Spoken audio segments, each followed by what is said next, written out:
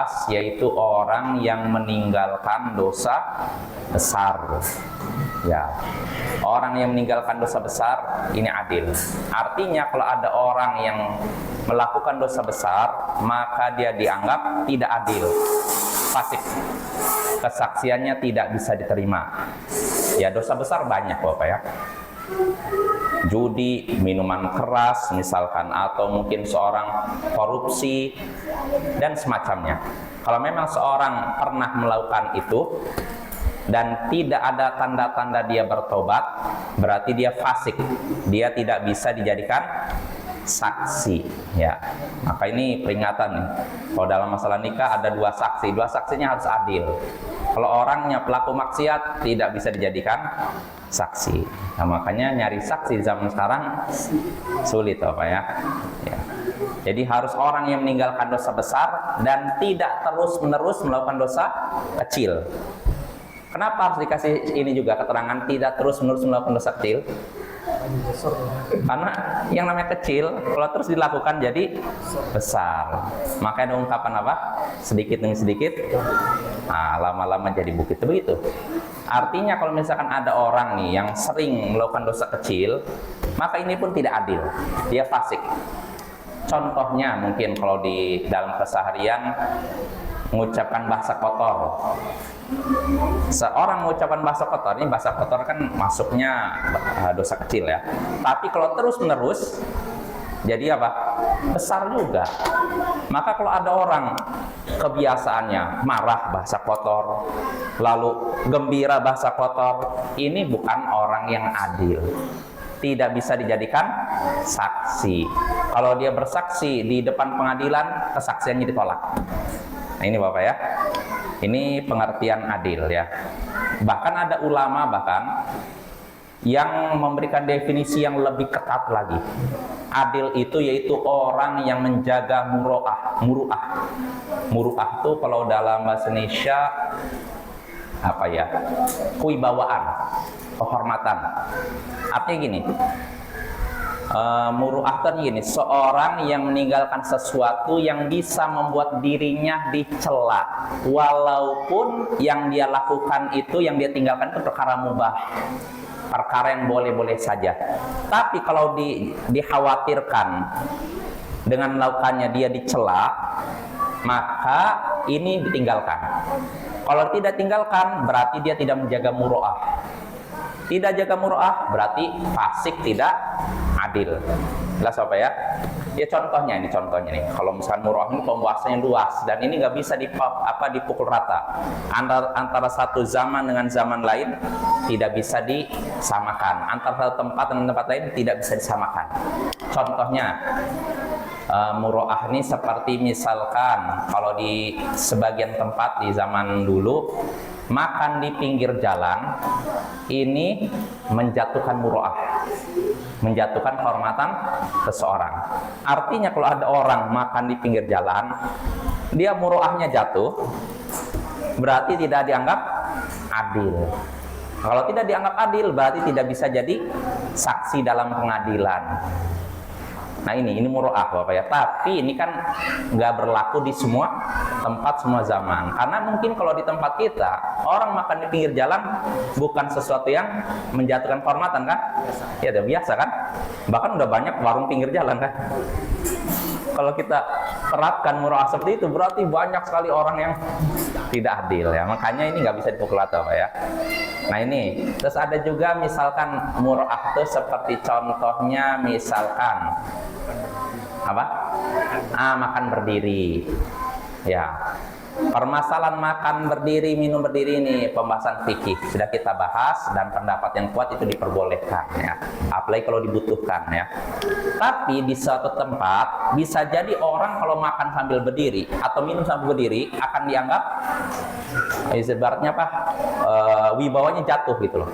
Maka kalau kita tidak ingin muru'ah kita jatuh, jangan makan sambil berdiri. Jangan minum sambil berdiri. Nah, kalau kita tetap melakukannya, maka muru'ah kita bisa jatuh. Dan kalau sudah jatuh, dianggap tidak adil. Kalau sudah dianggap tidak adil, kesaksian kita ditolak. Jelas Bapak ya? Tapi ini kan Sekali lagi antara satu tempat dengan tempat lain ya beda-beda ya. Kalau di Indonesia gimana makan sambil berdiri? Masih dianggapin nggak? Orang bisa makan aja. Hah? Orang biasa makan aja. Makan aja, nggak minum. Kalau minum sambil berdiri gimana kalau di negara kita nih? Udah dianggap menjatuhkan kehormatan atau enggak nih kira-kira? Biasa aja. Nah, berarti kalau ada orang melakukannya tidak dianggap fasik. Dia tetap dianggap adil. Makanya ini nggak bisa dipukul rata Bapak ya. Jadi mur'ah itu perkara yang asalnya mubah, tapi kalau ditinggalkan, kalau dikerjakan, masih gini, perkara yang merusak mur'ah itu adalah perkara yang mubah, tapi kalau dikerjakan, kewibawaan kita kan jatuh. Kehormatan kita kan jatuh di hadapan masyarakat. Padahal perkaranya mubah, tapi itu bisa menjatuhkan kehormatan. Nah, maka yang seperti ini kalau ditinggalkan itu lebih baik. Karena apa? Nanti kita dianggap adil. Tapi kalau kita melakukannya, kita dianggap tidak adil alias fasik. Nah, kalau sudah tidak adil atau fasik, berarti kesaksian kita tidak diterima dan tertolak. Nah, itu Bapak ya. Jadi ini kalau masalah mur'ah ini nggak bisa dipukul rata. Antara satu tempat dengan tempat lain nggak bisa disamakan. Antara satu zaman dengan zaman lain tidak bisa disamaratakan. Jelas ya? Beda halnya dengan perbuatan maksiat. Ngadu ayam. Apakah zaman Rasul beda dengan zaman sekarang? Kalau zaman Rasul orang ngadu ayam mau fasik. Tapi kalau zaman sekarang tetap gitu. Nggak mungkin kan? Itu kan perkara yang jelas-jelas haram kan?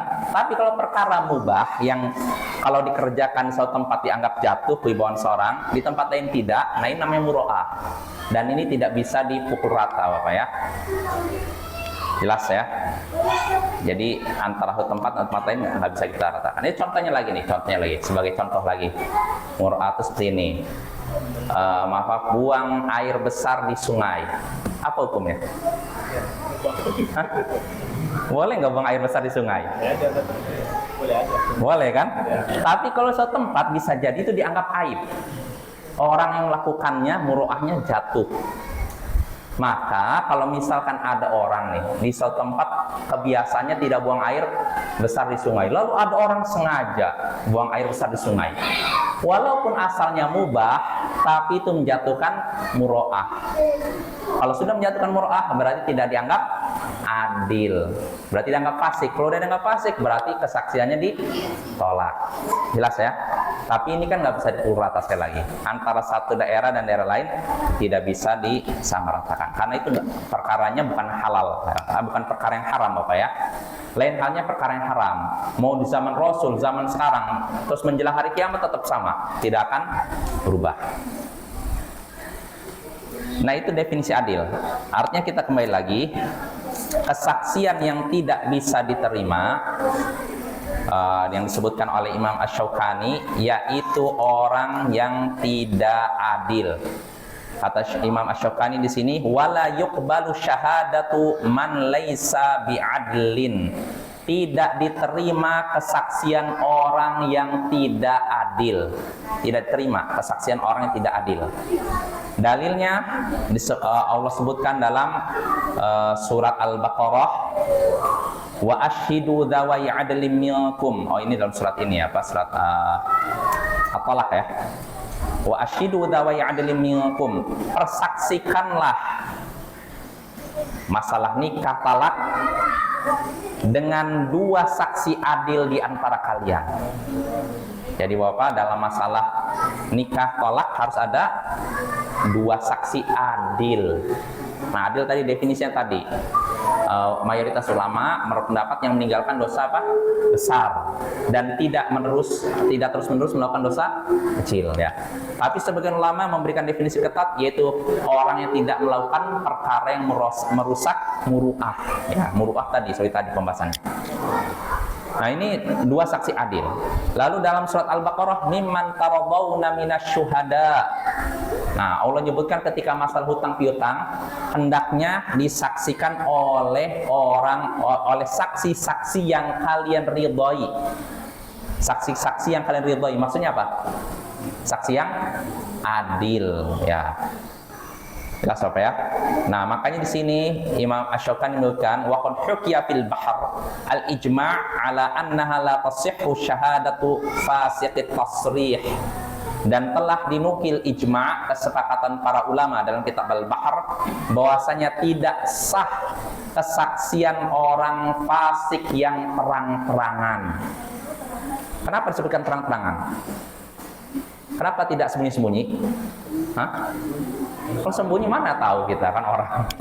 Kita kan nilai berdasarkan lahir. Adapun orang di dalam rumahnya dia maksiat, bukan urusan kita ya. Kita yang nampak aja, oh, ada orang melakukan maksiat di pinggir jalan, di warung, kan nampak tuh. Atau mungkin di tempat terbuka. Maka orang seperti ini fasik tidak bisa jadi saksi ya. Kesaksiannya tidak bisa diterima di pengadilan. Nah, itu orang pertama yang kesaksiannya tidak bisa diterima. Lalu berikutnya yang disebutkan oleh Imam Asy-Syaukani rahimahullah, walal khain, dan juga orang yang berkhianat. Kata beliau, orang yang berkhianat.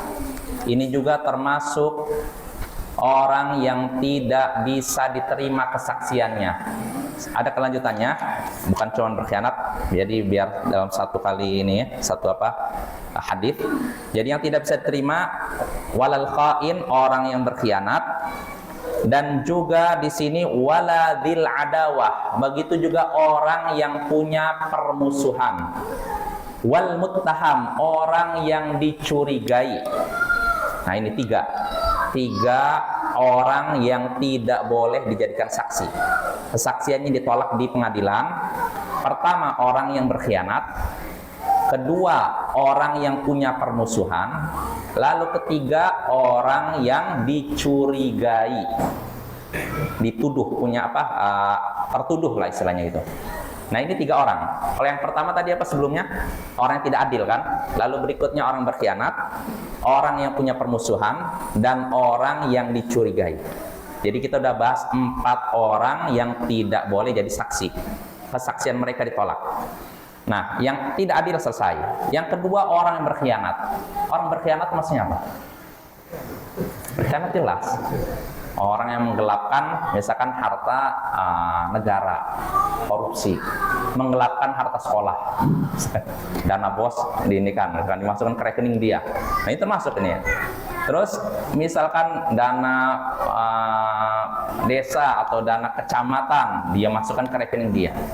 Nah, ini menggelapkan harta orang lain kan, harta negara. Nah, yang seperti ini berkhianat, tidak bisa jadi saksi. Kalau bersaksi di pengadilan, kesaksian ditolak. Ini orang berkhianat. Lalu kedua, orang yang punya permusuhan. Maksudnya apa orang punya permusuhan? Punya permusuhan. Hah? Ya, artinya begini Bapak ya. Kasusnya misalkan A dan B bermusuhan, konflik mungkin masalah harta, hutang piutang, atau misalkan tanah dan semacamnya. Nah, suatu hari B ini punya masalah. Misalkan B dianggap atau ada orang yang menuduh B sudah mencuri misalkan. B dilaporkan ke hakim bahwa dia sudah mencuri. Yang nuduh C. Maka C kan harus apa? Datangkan apa? Saksi kan? Didatangkanlah si A. Dan A punya konflik dengan B. Nah, kira-kira bisa diterima? Nggak bisa diterima, Bapak ya. Orang yang punya permusuhan nggak bisa diterima seperti itu. Ini orang yang punya permusuhan. Lalu berikutnya, yang disebutkan oleh Imam Asy-Syaukani berikutnya,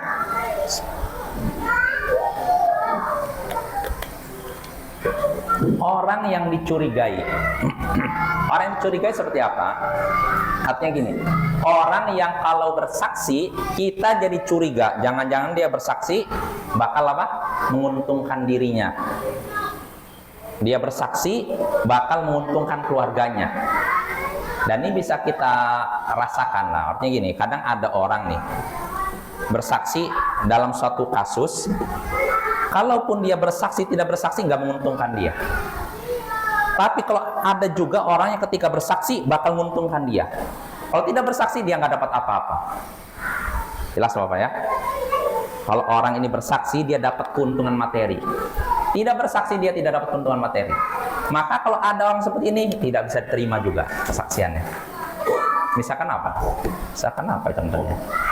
Ya misalkan seorang apa ya, saya nyebutkan contoh dalam kehidupan sehari ya, mungkin gini Bapak ya, misalkan dalam satu masalah nih, A dan B bermasalah, atau A dan C bermasalah. Nah, si A menuduh C misalkan menggelapkan harta. Nah, untuk menyatakan si fulan menggelapkan harta butuh apa? Saksi kan? Nah, maka si A pun mendatangkan saksi B. Saksi B.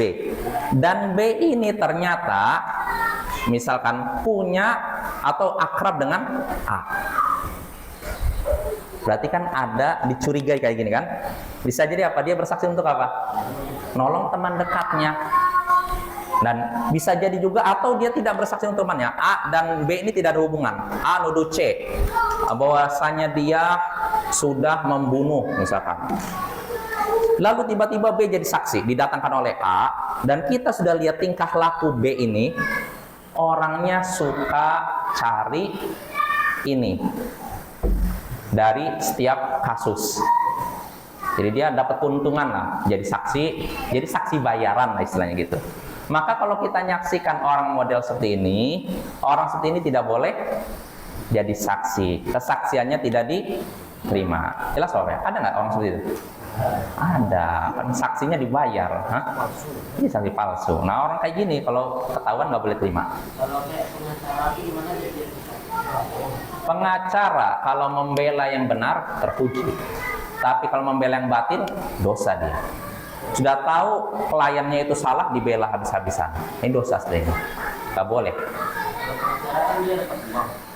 Iya, kalau dia dapat uang dari hasil membela yang batil, membela orang yang salah, dosa. Uang yang dia makan itu akan jadi api yang memakan diri dia, membakar dia di neraka. Nggak boleh, uang haram. Makanya jadi pengacara juga harus pilih-pilih klien. Jadi jangan semuanya jangan mentang-mentang oh, ini orang berduit lah saya jadi pengacara dia. Padahal dia koruptor. Nah boleh begini Bapak ya. Jadi tengok. Makanya kan sebagian ikhwah kita sampai udah bikin apa? Pengacara sunnah ya. Jadi artinya membela dakwah. Dia jadi pengacara membela dakwah. Bagus ini. Misalkan ada sebagian dakwah di suatu daerah diintimidasi atau mungkin dikekang dan itu melanggar hukum. Ya, misalnya konflik masjid, dan itu ada beberapa ikhwah kita pengacara yang sudah bergerak dalam itu dan mereka insya Allah dapat pahala. Loh, tapi kan ini kan hukumnya hukum manusia, nah, lain lagi. Ya, artinya kita memang asalnya kita menggunakan hukum syariat. Cuma kalau hukum syariat tidak ada, bagaimana cara kita membela diri kita? Bagaimana Bapak? Apakah kita diam saja? Tidak. Kita bela diri. Ya, kalau misalkan dengan hukum buatan ya, ini kan sekedar sarana saja. Daripada kita dizalimi, jelas ya. Jadi, nah ada sebagian ikhwah menjadi pengacara, dia membela beberapa ustadz yang nggak bersalah, itu bagus seperti ini. Tapi kalau ustadznya salah, ya jangan dibela. Ya, seperti sebagian dulu Bapak ketika kasus terorisme, bom Bali, bom ini, ada sebagian orang jadi pengacara mereka, membela mereka pelaku bom bunuh diri. Bukan pelaku bom bunuh diri, pelaku bom ya. Kalau orang bunuh diri udah meninggal kan, bunuh diri. Jadi dia dalang bom di sini, di Bali di sini.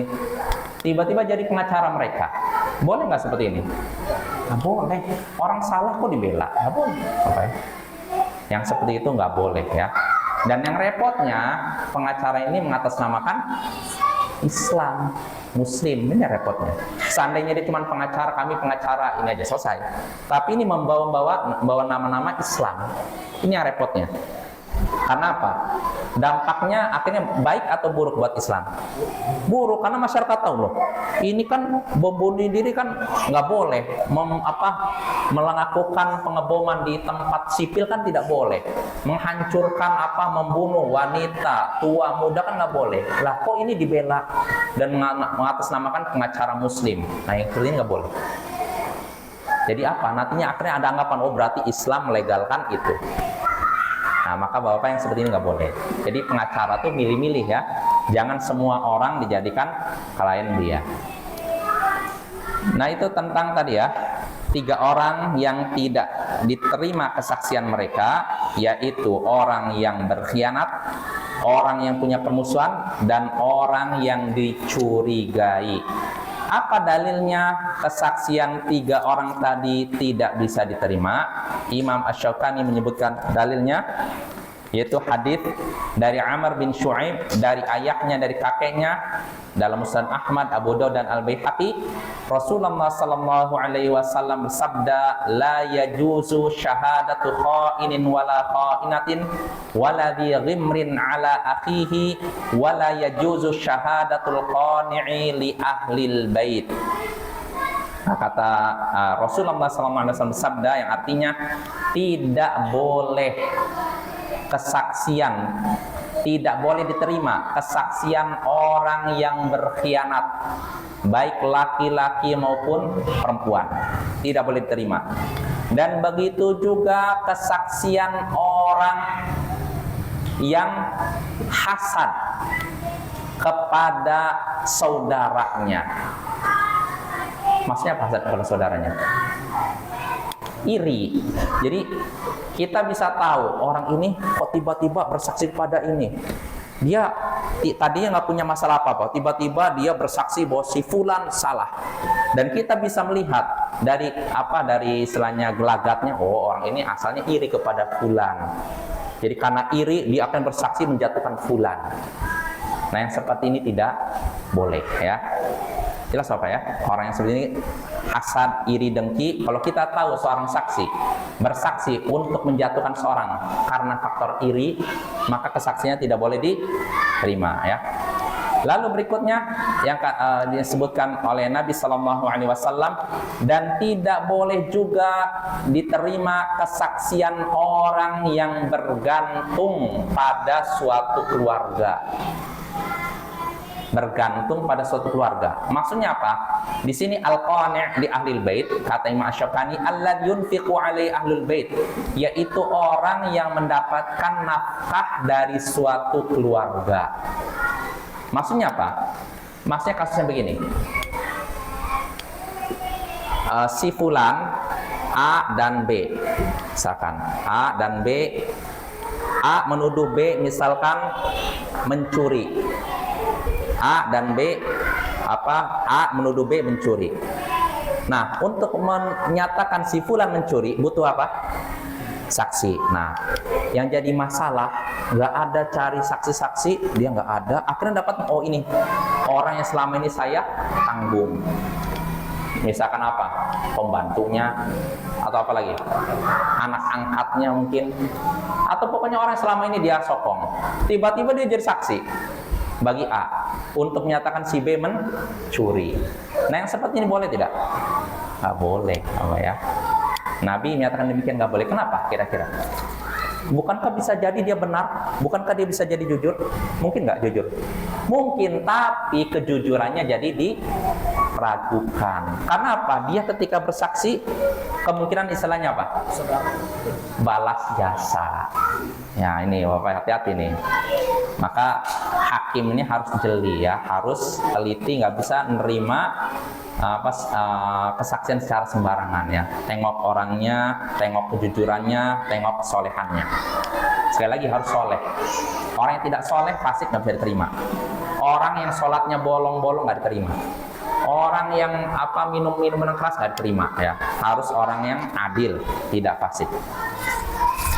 Nah, itu orang keempat yang tidak boleh kesaksian mereka diterima ya. Lalu berikutnya Imam Asy-Syaukani menyebutkan berikutnya wal qadhif. Begitu juga tidak diterima kesaksian orang yang menuduh orang lain berzina, menuduh orang yang terhormat berzina. Jadi dalam Islam, seorang kalau mau menyatakan fulan berzina harus mendatangkan berapa saksi? 4 saksi. 4 saksi nih Bapak ya. 4 saksi melihat dengan jelas timba masuk sumur. Kalau cuma 3, terima? Enggak. Walaupun jelas timba masuk sumur. Enggak bisa diterima dan mereka dianggap fasik. Loh, Ustaz, tapi udah ngelihat jelas itu. Artinya nggak samar lagi, udah tidak pakai busana, bahkan udah begitu. Walaupun begitu, harus 4. Jadi kalau cuma 3, ini semua fasik. Mungkin timbul pertanyaan, bagaimana dengan kamera? Nggak berlaku. CCTV nggak berlaku. Harus manusia, Bapak ya. Nah, yang seperti ini nih, kalau ada orang menyatakan fulan berzina, cuma 3 orang, berarti mereka harus dicambuk 80 kali. Walladzina yarmunal muhsanat tsumma lam ya'tu bi arba'ati syuhada fajliduhum 80 jaldah wa la taqbalu lahum syahadatan abada. Orang yang menuduh wanita-wanita baik berzina lalu tidak mendatangkan 4 saksi ini, si fulana berzina, si fulan zina, nggak ada 4 saksi, maka jilidlah mereka, cambuklah mereka sebanyak 80 kali dan jangan terima kesaksian mereka selama-lamanya. Lihat tuh, nggak diterima kesaksian mereka selama-lamanya. Nah, timbul pertanyaan, kalau tobat? Nah, ini ada lagi pembahasannya. Sebagian ulama menyatakan kalau tobat sudah dimaafkan. Jelas apa ya? Jadi kalau ada orang misalkan si fulan zina, cuma 3 orang, nah ini langsung dicambuk 80 kali, dan kalau bersaksi di persidangan nggak diterima kesaksiannya. Diam aja. Bukan diam aja, dinasehati ya. Jadi bukan berarti diam aja. Janganlah. Jadi Bapak ini juga keliru nih. Jadi Tak perlu dia saksi. apanya? Tak perlu 3 orang dulu. Nggak boleh. Nggak boleh bersaksi zina. Tapi kalau bersaksi di depan hakim fulan, hakim, ada orang laki-laki perempuan melakukan perbuatan tidak senonoh. Ini nggak masalah. Bukan zina, tidak senonoh. Tidak senonoh kan artinya nggak mesti zina kan? Jelas insya Allah ya. Apa? Wah, nggak bisa dijadikan dalil. Harus manusia. Harus manusia. Masih terima? Enggak, tetap manusia. Nggak bisa itu jadikan. Bilangin tadi kalau 4 saksi itu jarang. Ya itulah makanya 4 saksi jarang itulah. Kenapa Islam harus mensyaratkan 4 saksi dan lihat dengan jelas demi menjaga kehormatan seorang Muslim. Karena itu aib itu benar-benar harus dijaga. Jadi nggak sembarangan. Timbul pertanyaan, loh kata Saudara, gimana kalau berarti didiamkan? Enggak. Kalau misalnya saksinya cuma 3 nih, saya 2 orang, cari 1 lagi nggak ada. Nah, bagaimana sikap kita sama 2 orang ini? Nasihati, laporkan ke hakim, ke pihak berwajib, tapi laporannya bukan zina, laporannya berbuat mesum misalkan gitu. Ya kan mesum kan nggak mesti itu kan? Atau identik itu kalau mesum? Sama. Oh ya udah, berarti ada orang yang mengarah ke perbuatan mesum, nah gitu aja. Tapi jangan bilang zina. Kalau zina konsekuensi berat Bapak ya. Berat konsekuensi zina itu karena 4. Kalau enggak, kita dicambuk 80 kali plus kesaksian kita nggak diterima. Kita dianggap fasik. Mau dianggap fasik? Lama, walaupun saya nyaksikan dengan jelas kok ini udah kesini, nggak bisa, tetap harus 4. Lah enggak, nanti orang seperti itu kalau yang kurang 4 saksi bisa kena hukum ta'zir. Kalau yang 4 saksi hukumnya apa? Kalau masih lajang, cambuk 100 kali. Kalau sudah nikah, rajam. Nah, tapi kalau yang kurang 4 nih, hukuman ta'zir. Artinya dia dihukum dan kembalinya penetapan kadarnya, waktunya dikembalikan kepada penguasa. Misalnya penguasa menerapkan, udah ini karena dia udah berduaan kayak gini, udah dibuang ke Nusa Kambangan selama 5 tahun misalkan. Terserah. Atau dicambuk 50 kali, terserah. Atau misalkan dipermalukan ini dikembalikan ke penguasa.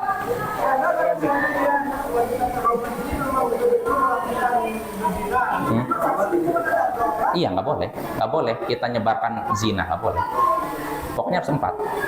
Dan 4 pun nggak boleh samar, jelas ini udah di sini gitu. Dan makanya kan sulit kan? Makanya di zaman Nabi nggak ada bahwa orang dihukum rajam gara-gara disaksikan 4, nggak ada. Yang ada rata-rata apa? Datang aku, Maiz datang kepada Nabi, Rasulullah, sucikan aku. Kenapa kamu? Saya zina. Wanita dari Ghamidiyah juga begitu, datang kepada Nabi dalam keadaan hamil. Wanita dari Juhainah juga gitu, datang ke Nabi dalam keadaan hamil. Jadi rata-rata di zaman Nabi, orang yang dihukum karena zina itu berdasarkan pengakuan, bukan karena kesaksian. Karena untuk saksi nggak mudah, 4 loh. Dan 4 pun harus jelas, nggak bisa samar-samar, nggak bisa cukup ini kedua-duanya udah masuk, nggak boleh. Kalau dua-duanya nggak pakai pakaian nggak cukup. Yang satu udah di atas dua nggak cukup, sampai timba masuk sumur. Nah ini makanya sulit Bapak ya. Itu dalilnya tadi kan wanita baik-baik. Wanita muslim baik-baik. Bagaimana seorang wanita itu misalnya perangainya tidak baik? Tetap nggak boleh. Artinya gini, disebutkan wanita baik-baik artinya untuk menunjukkan parahnya dosa itu, parahnya perbuatan itu kalau yang dituduh orang yang jaga kehormatan. Terus bagaimana yang tidak jaga kehormatan? Tetap nggak boleh. Tetap harus 4 saksi. Wanita itu biasanya kita lihat juga ganti laki-laki. Ya, kalau kita bilang wanita nakal mungkin. Tapi kalau dia pezina, itu nggak gampang. Berat itu. Itu menyangkut kehormatan seorang muslim. Makanya kita nggak bisa sembarangan Bapak ya. Jadi nggak bisa pakai beragama nggak bisa pakai emosi. Oh ini orang Indo berdua mau zina, nggak bisa. Sedangkan di pengadilan hakim bisa. Bisa, tapi kita kan nggak berkata zina, cuman nih ada orang yang berbuat tidak baik, ya nggak apa-apa. Nanti hakim karena nggak ada saksi, udah dihukum ta'zir. Misalnya hakim memutuskan udah dibuang ke Nusa Kambangan aja 5 tahun, atau ke Kutub Utara di sana 2 tahun misalnya. Nggak sama ya, tidak habis. Apa? Pemerkosaan. Nah, kalau pemerkosaan ini lagi, para ulama menyatakan dan ini praktek di Saudi. Kalau pemerkosaan itu kembalinya ke ta'zir dan rata-rata memfatwakan hukum mati. Pemerkosaan kan itu kan sifatnya paksaan. Iya. Walaupun itu, kalau memang udah jelas dia pemerkosa, dia bisa kena hukuman mati. Beda Bapak ya. Salah saksinya. Enggak, kalau pemerkosaan beda dengan zina. Pemerkosaan itu di Saudi sendiri diterapkan hukum mati. Nah, coba Bapak ya, waktunya habis ya. Subhanakallahumma bihamdik, asyhadu an la ilaha illa anta, astaghfiruka wa atubu ilaik. Assalamualaikum warahmatullahi wabarakatuh.